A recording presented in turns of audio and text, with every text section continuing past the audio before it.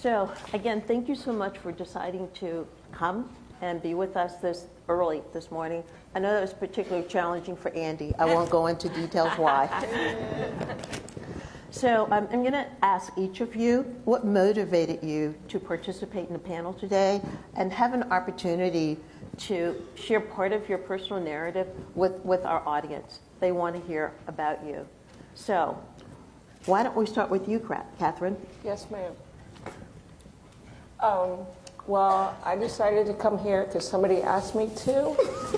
And the reason why I really wanted to come here is to share my life with you and to tell you how I have literally, I've had a lot of challenges, but it doesn't bother me at all. Disability is a possibility and an ability. Disability doesn't even exist. So I'm very happy that I get to be here. Okay, all right. Thank you. Andy? Hi, I'm here because I was asked to be here, and I'm honored to be here in front of all of you. I know a lot of you from your work, but I think that my choosing to be here was because I demonstrate and I incorporate all my different aspects of myself. I'm LGBTQ, Hispanic, and disabled, and product of the foster care system. So I think that that's a unique perspective. Thank you. And Rebecca? Yes, so as you know, I'm a surprise guest. So the reason I'm here is because I was asked to be here, and I said, why not seize the opportunity to share my family story and about my son, Tayo, who is 16. So there are pictures showing my son and our family. And I really appreciated Tawara talking about families not necessarily being one way, that we have many kinds of families, and we need to appreciate that here and to welcome each other and to not force us to choose one identity when we show up. So I appreciate your comment as well. Okay. So in keeping with the theme of the conference, and we'll go reverse this time. So I'm going to ask, what does inclusion mean to you? And Rebecca, I'm going to modify this a little bit to say, what does inclusion mean to you, to your son, Tayo? Tayo. Like Tayo shoes. Tayo shoes, yeah. All right. Tayo shoes, all right. So for me, obviously inclusion at the very basic level is an access issue. Can we get in the room? But for me and my family, it's more than that. So can we get in the room, and are we welcome? Are we part of the room? So that's what inclusion means for my family. Okay. Andy? Oh, wow. Okay. Not to disrupt the conference, but inclusion is an ugly word for me because, like Tora was saying, it feels like I have to ask permission to enter a room, and because you're including me, I'm sorry, I've never asked permission for anything. And if someone tells me no,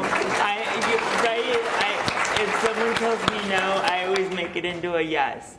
But in the context of your question, I think inclusion means for others to be allowed to sit at the table and to have a voice. I will always have my voice regardless of what anybody says to me. So. Okay. Well, I think inclusion means to me being invited to, being belonging to something that you belong to. Inclusion means that everybody should be included, not just people with disabilities, but all people with disabilities. Not just one person, but everyone. Okay. All right.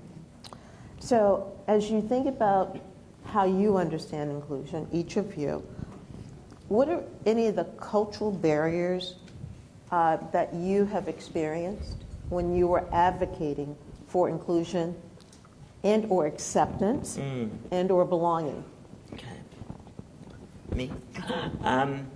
Well, I am very multiple people at lots of different times in my life, but especially when I advocate in the disability community, I feel like I have to choose, right?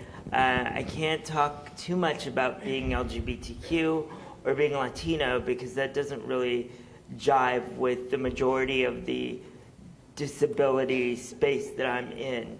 And that's unfortunate, right? Because the growing up Latino and disabled is a vastly different experience than what we usually hear about. And the rights of people with disabilities and LGBTQ, there's so much intersectionality, there's so much truth and similarness, but yet when you talk about those two groups together, one of those groups always seems to not pay attention. Do you want to expand on that anymore, Andy? Yeah, I will. I feel like when I'm with my LGBTQ friends, they don't get my disability, right? I mean, they don't ignore it, but they just don't get it. And then when I'm in disability spaces and try to talk about, you know, what's going on in my LGBTQ life, they're just like, what does that matter to us? What relevance does it have to us? And there's so many individuals that are disabled and LGBTQ, yet there's still a lot of stigma there and shame in coming out because they feel like because they have a disability, they can't have another identity that is so controversial or damning to a lot of other people's perceptions. Okay. Rebecca, Yeah, I know. any cultural barriers you've experienced? I know for my family, it's been more of what you were talking about, things being offered to some families but not to ours, and me finding out years later that these things occurred, not knowing the systems that were in place to kind of privilege others. An example is when we moved to Minneapolis, Tayo was offered a spot at an early childhood segregated autism classroom for preschool. And it went against what I felt was right, but that was the only offer from the school district. And I found out later that families, all white families in my neighborhood who actually lived closer to the school Tayo was sent to, were sent to the south, to the wealthier neighborhoods, to programs where inclusion teachers were part of the program and the kids were part of the regular classroom. And I found this out later, and you can't help but know the research that this occurs over and over. And there are many examples I would be happy to share, but that is one that impacted our family. So would you attribute that to race or class, or what would you attribute that to? Yeah, I think they felt because we came into the city very low income, and our family makeup of racial makeup, and the fact that we were new to the systems, we didn't understand the systems, that I think somehow the decision was made that this was the right place for our family. Okay. Some of the barriers that I went through is like school, because I didn't want to be with the other people. I didn't want to like interact at all. So what my mom told me is like, well, the only way you will, you got to mainstream so you can graduate and graduate with the other class. So I went to high school for 7 years. And that was, I joke, because that's my high school and my college. I did a lot of homework, and there were teachers that did not know what to do with me. There were teachers that helped me. I really enjoyed doing all that stuff, but when I was 23 or 24, I moved out of a house, and I went into independent living, and I've been on my own ever since, and I love it. It's a beautiful thing when you're on your own. And you don't have to worry about anything. But my family's very supportive and stuff like that. They know that if I need help, they'll come. And I have a lot of supports from the counselors and different people in my life, so I'm very blessed. So what would you say were the biggest barriers for you being included with everyone else? I would say high school, because that was scary for me. I did not like high school that much, really. But I had to do what I had to do. They put me in art class. I don't even know how to make art. So they put me in this class, and I'm like, why did you put me in this class? You shouldn't have put me in this class in the first place. But they didn't, they're like, okay, well, you're going in this class. But now it's a lot easier. I live on my own. I have a cat. I live by myself, and I really love my life. All right. Thank you. Anytime. What's your cat's name? Heaven. She's 10 years old, and she's a black cat, and she's not superstitious. She's my life. She's so sweet. She's an angel, and I got a boyfriend that I love so very much, and I miss him already. Wow. All right. I'm really psyched. All right. As we think about the role of advocates, family advocates, and self-advocates, do you feel that it's changed the meaning of inclusion in any way? Oh. Hi. I'm still not awake. Tora said it best. I'm not a morning person. I've always been a self-advocate. I've never had other advocates. Again, I'm struggling with the phrase inclusion because permission to do something. Growing up in foster care, I had to ask permission for everything. And most of what I asked for was, I was told no. I was told you're never going to live on your own, you're never going to drive, you're never going to have a job, you're never going to have a life. And when I went and moved out at 17, people thought I was crazy.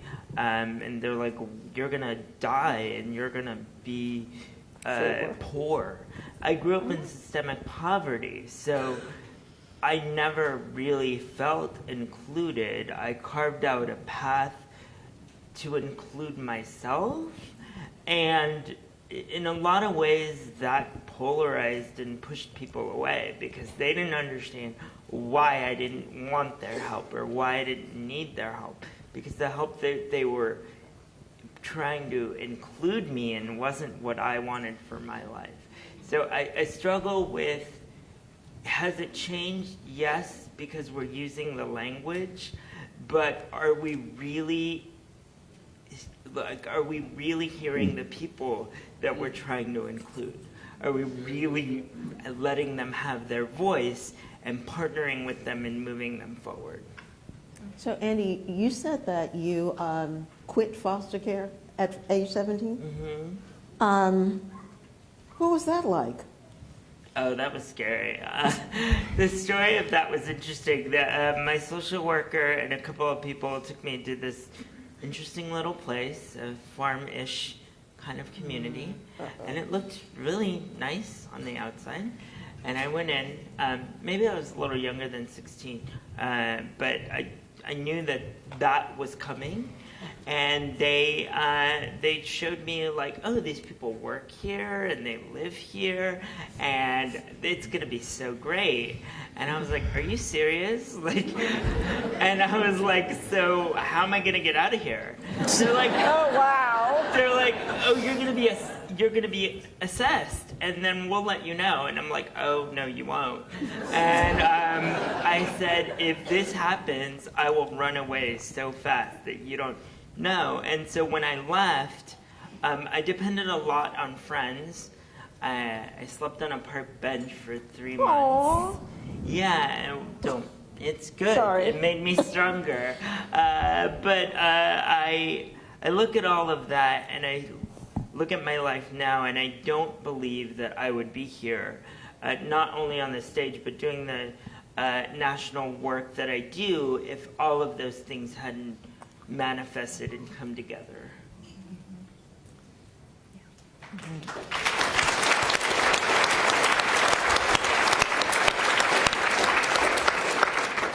So, Rebecca, tell us about self-advocacy, family advocacy, how things have changed since Tayo was younger. Yeah, well, he's 16, so he doesn't want to hang out with me anymore, which is fine. It's developmentally on track. He's a wonderful person, and we've brought him up to have really strong opinions, and he will negotiate for hours to achieve what he wants. So to me, that's a win, that he feels confident in who he is, and with the communication challenges that he faces, so he doesn't speak as maybe typical people do, but he will work to get his point across, and he doesn't give up, which is the key. I kind of see my role is both advocating for him when I need to, and stepping back when he can do it, and allowing him to make mistakes, and using the moments for him to be present in the room rather than a topic in the room.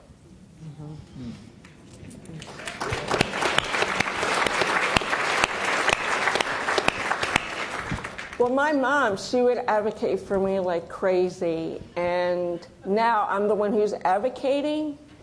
So I think advocating for me is very strong. I believe that everybody has a voice and everybody should be heard, and if you don't have a voice, someone can help you and speak for you.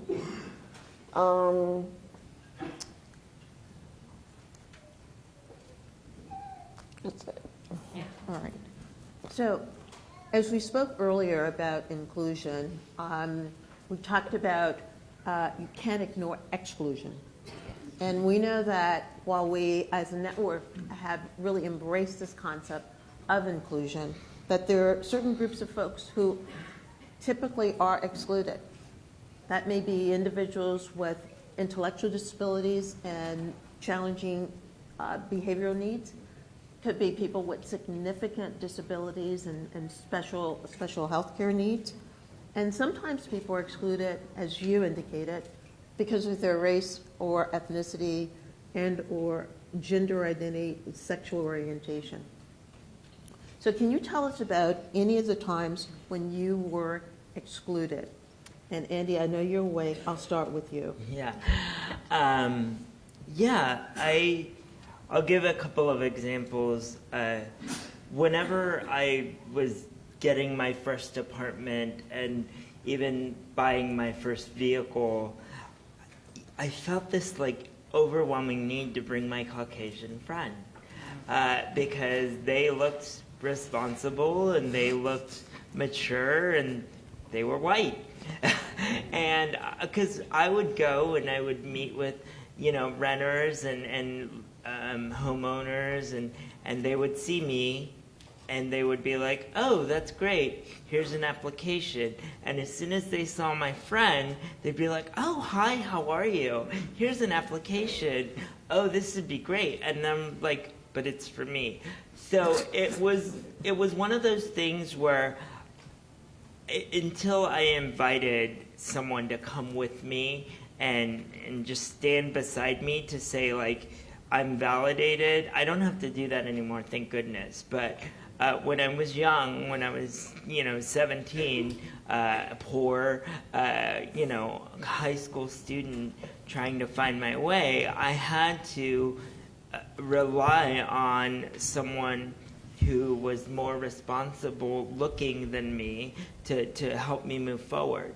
And that made me feel excluded. Like I wasn't a part of the system unless someone allowed me to be, unless I invited others to do it with me. Okay.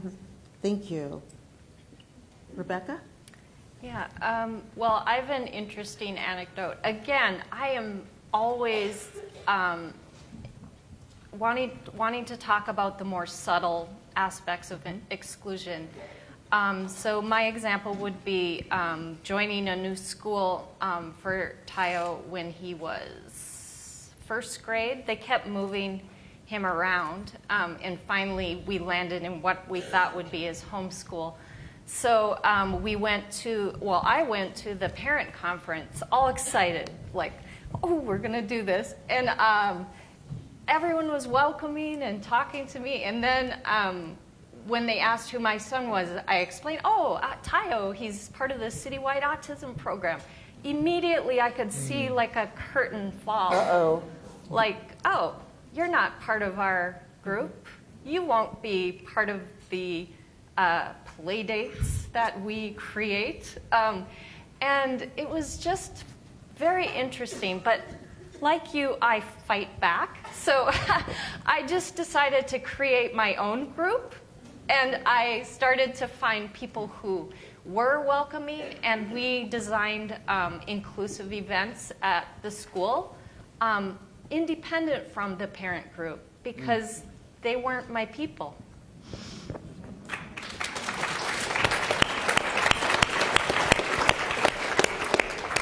Yeah, there were times when I was excluded because I had 7 other siblings running around. I'm one of 8 kids. So it was very hard for me. I'd have to stay with my mom and dad the whole time. I was excluded a lot. But you know what? Now I'm not excluded. I'm more into the, you're included in here, you're included in there. If you need help, you're included in there. And I feel very happy that I get to be included, but now, like, all of us are older and have kids, and it's a lot of fun. I really enjoy my family a lot. So as you think about this experience of exclusion, what strength did you draw upon to make it through those periods of time when, not to say that they have stopped, again, what strength did you draw upon? Well, not to add another layer of my diversity, but I'm also a person of faith, and I believe in a higher power, whether that be the universe, God, whatever you want to call it. And so when I was younger, I always felt that on my shoulder. And that's another thing that sets me apart from my LGBTQ friends. It's like, how could you believe in something that excludes us or pushes us out on like an epic large scale? And I'm like, because it's my path, it's my way. But that is the thing that always stuck with me, no matter what I was going through. It was my faith, and knowing that whatever the foster care system put me through, whatever challenges my biological parents put me through, I was going to get through it. And so I still hold on to that today. Like, nothing I go through at this point in my life is as difficult as what I went through as a child. So it's not that my life is easy in any way, but it's very much manageable because of those tools that I developed. Rebecca? Yeah, I know for me it was learning the history of disability that really helped me understand the context of the way my son was treated. And so I think what I've decided is that normal is a social construction. There you go. It's a myth.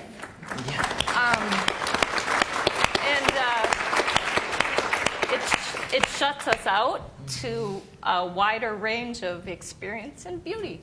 So normal's overrated.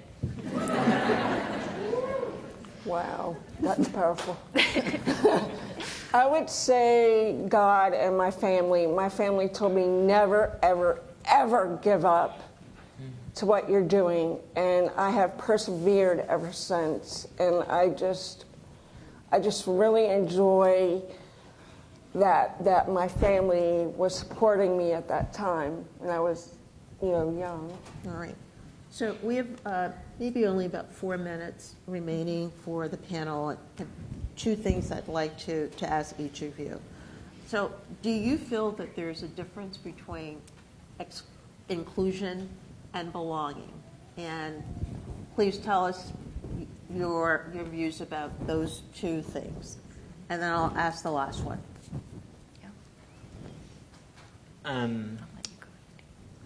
Yeah, I feel like belonging means you have a community.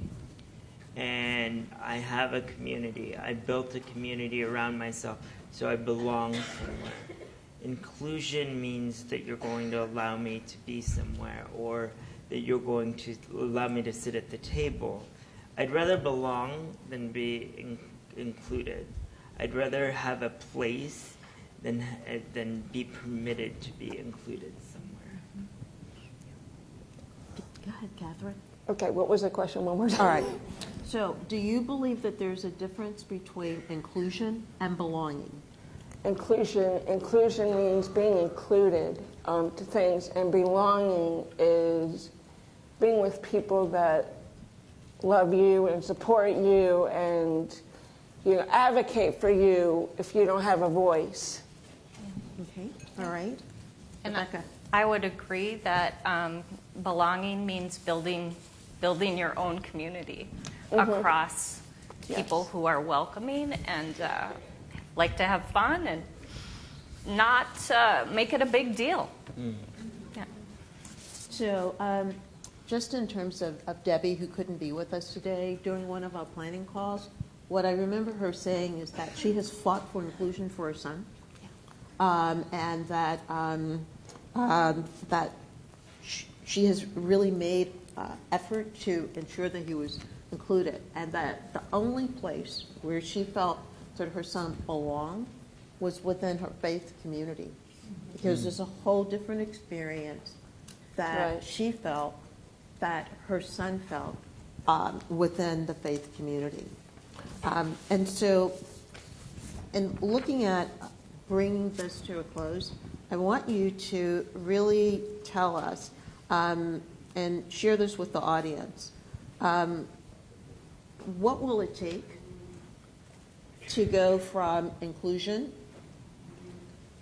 the concept of inclusion, to making both inclusion and belonging a reality?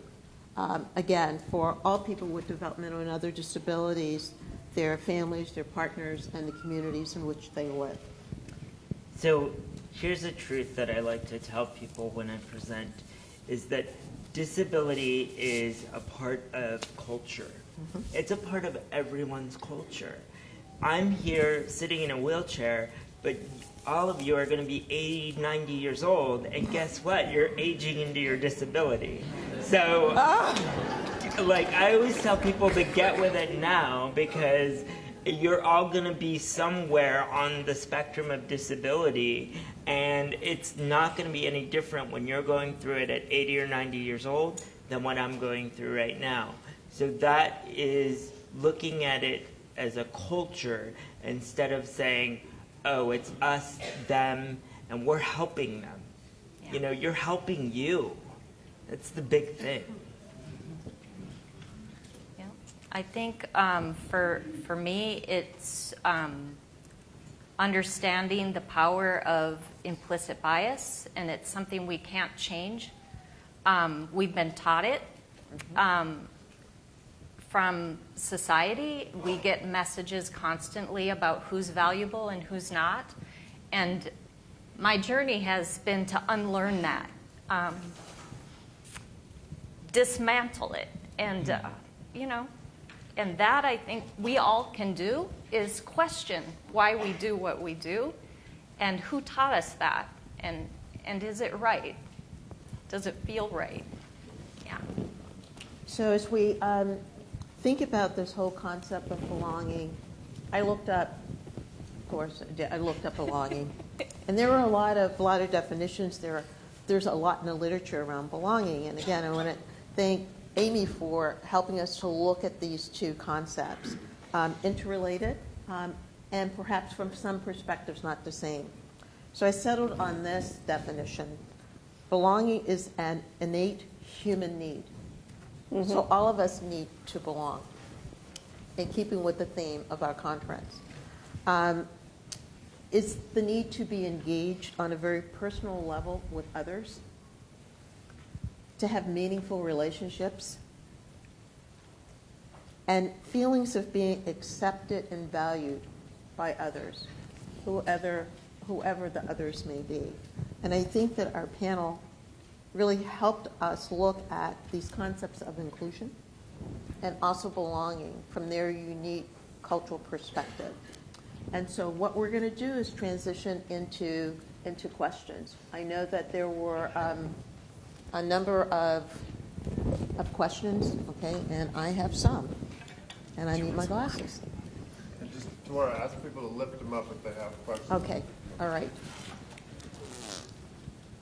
So first off, there's the question says, if not the word inclusion, then what? And we all know that language changes. We invent new terms. So that's the question to you guys. If not the word inclusion, then what? I would say just be, and let people be who they are. And don't question who somebody is or like question their validation. Just be. Yep. Don't crush people's spirits. Maybe the word is communities of belonging. I don't know. I would say be who you are, appreciate who you are, be happy for who you are. All right. We have a couple of more questions. Thank you for those responses. This asks, what is your dream for inclusion? Or whatever term of choice. Or just what is your dream?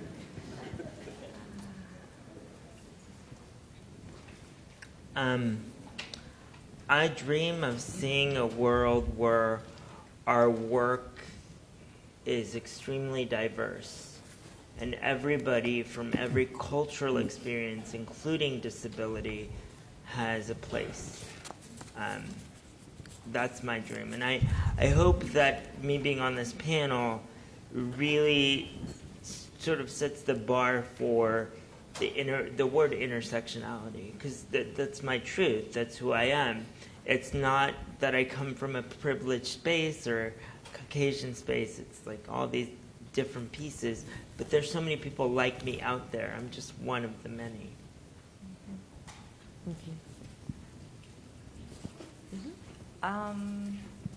I guess for me, I'm Generation X, so we question everything. So I just want to dismantle the systems we've created that aren't welcoming, that are harmful.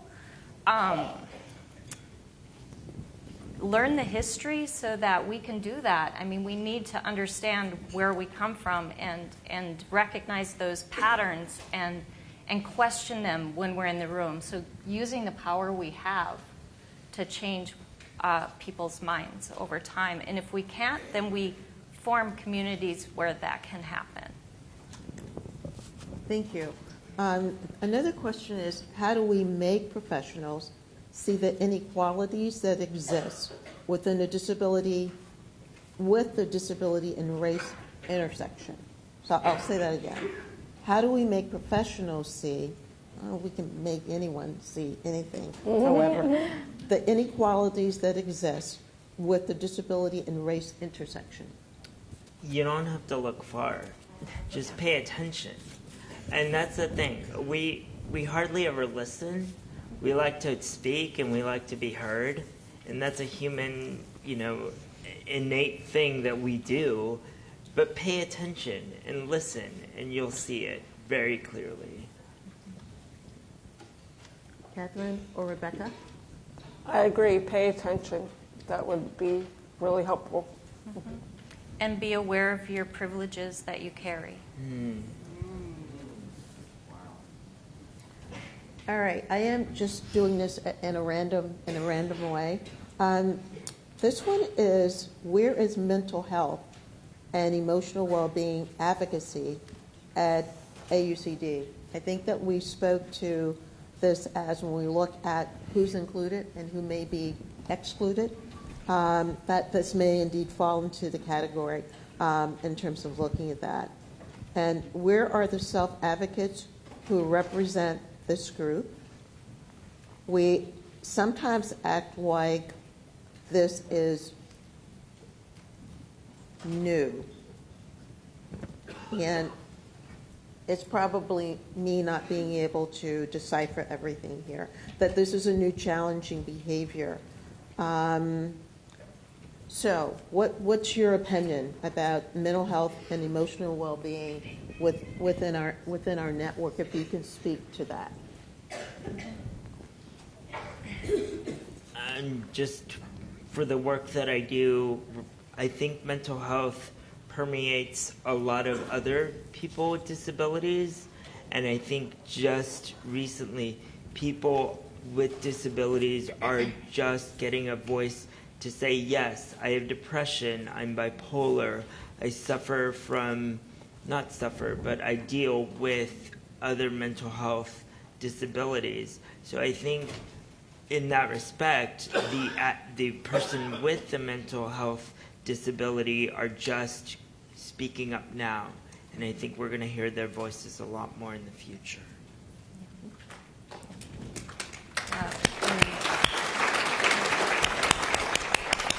Yeah, and I think mental health is a topic that we do need to talk more about. I have a mental health condition, or whatever you want to call it, a difference, and I think we need to destigmatize it.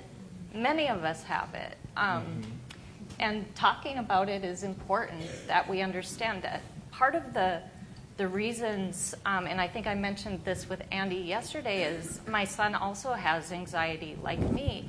And I think about the pressures to conform, the structures that are built to force him to be something he's not constantly, right? The badgering he gets at school, to sit down, be still, do this, he's not doing the work, and I'm just like, but that's the structure you built for, I don't know who it works for, but let's just learn how we learn and be more accepting and flexible about how we allow us to be in a space together. So I just want people to have more fun and relax and understand that they don't need to fit into this tiny, narrow definition that very few of us can fit in. Okay, thank you. Well, there are just a lot of good questions. I'm scanning them and having a hard time deciding what to put forth. So if I don't get to your question, maybe there's an opportunity for everyone here to respond, and we will be able to post it. So not yet. It is a question. It felt a lot like a statement. However, we're going to make it a question. And I see a question mark at the end. All right. Politicians, rock stars, and athletes all discuss racism, sexism, classism, homophobia. Why not start naming the oppression of ableism? How do you feel about that? Catherine. They're probably afraid to admit it. Probably afraid because there's homophobia and other things that are going on, and maybe it needs to be addressed so that way people can learn about that sort of thing. Okay. Yeah. I think if you look at the history, I mean, this is what I think, is that we've often pitted people with disabilities against other identities, and we've used disability as a way to tear people down. We developed disabilities and said that people of color have certain ones. Women have certain ones, right? We're hysterical. We've developed reasons for keeping other people down. And I think the fear is that we as a society are afraid of people turning that on us again. So when we do come from a different identity group, ableism is probably the most suppressed and least discussed in our society. Particularly at the intersection. And I Yes. do want to say that there are different experiences that people have because of their gender or their race or their ethnicity, and clearly there's socioeconomic status and education. So I think that when Andy talks about all of those together, that we have to continue to look at those intersecting identities that may indeed result in the kinds of oppression that we see associated with intersectionality. So Okay. here's my 2 cents, and please don't throw tomatoes at me. I know ableism exists, but I think we as disabled people, we as me, hold it at so much value, right? So other people's opinions mean so much to me that I'm going to call them out and call them ableist. And I say to those people, I don't care what you think about me. I don't care. I'm not going to call you an ableist because your opinion of my value doesn't matter. And so in that respect, I love you disabled folks. But why do you care? Why do you care so much to allow people to do that to you? And why? We must call it out, sure. But why do you allow their perception of you to matter so much? It shouldn't matter.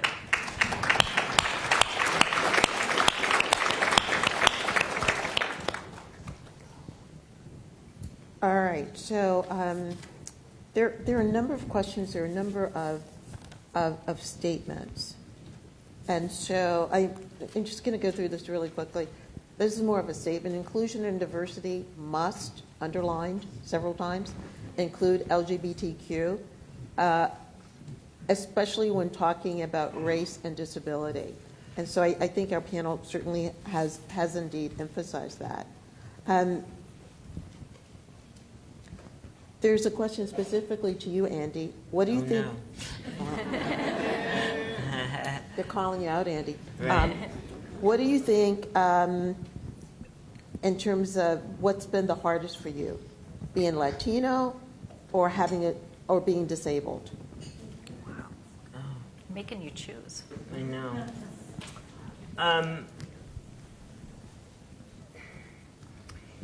I never wake up thinking about my disability.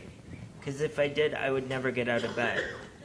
And I don't look at the mirror and say, God, you're Mexican. Wow. That's what So I think in that respect is other people's perception of what is, right? Me being disabled, me being Latino, me being LGBTQ. Everywhere I go in DC, they're like, oh, that gay policy guy in a wheelchair. And I'm like, that's my label, fine. If that gets me in the door, fine. I'll let it be. But it's so interesting. Their mental model of who I am is what they see.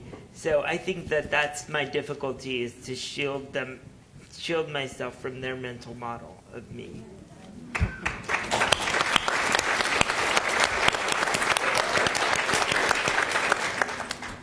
1 minute. This is the last question. There's a perception, one person who wrote that when we see all the diversity issues across the country at a university level, whatever level, that they don't include disability. I'm not sure that's a factual statement. However, I'm going to ask the question anyhow. How do you suggest that we change the lack of recognition of disability as an aspect of diversity? And I would say that many places indeed include disability in terms of looking at diversity. However, sometimes in our network we need to talk about an aspect of diversity, which may be racial and ethnic, so that instead of just saying the term diversity for everything. If for some reason we have a lack of trainees or faculty by race and ethnicity, we should call it what it is, as opposed to putting everything under this umbrella of diversity. Certainly, we look at disability as an aspect of diversity, and we look at disability as an aspect of one person's identity. It doesn't define who the person is. So, what do you see as this lack of recognition of disability in diversity efforts? Don't choose one thing or the other. People, when they talk about diversity, they say, oh, I have an African American, I have a disabled person, I have a Hispanic person, I'm diverse, I'm intersectional, right? But do you ever look at that person and see all their value, like all the things that make them them? So don't choose, right? Don't say, I have a disabled person on a panel, so that makes me diverse. See that disabled person for everything that they are. We call that the 4 food group approach. Yes. Yes. Have one of these, have one of these, have one of these for some balance. Right. I've just been told that we are out of time. I want to thank you so much for your rich...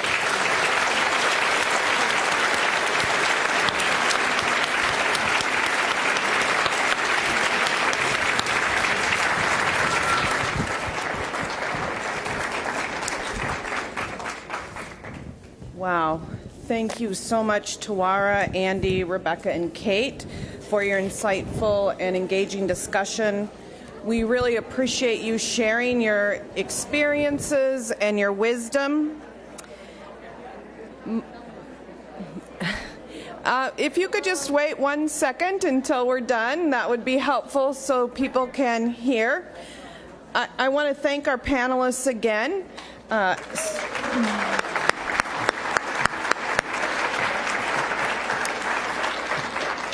I really appreciate them sharing their personal perspectives, their experience, and their wisdom. My hope for all of you who were in the audience as they were presenting is that you will use your power and your leadership throughout our network to do everything you can to make our communities more inclusive and to ensure that everyone belongs. I invite you now to go and head out for concurrent sessions and poster symposium and enjoy your day. Thanks.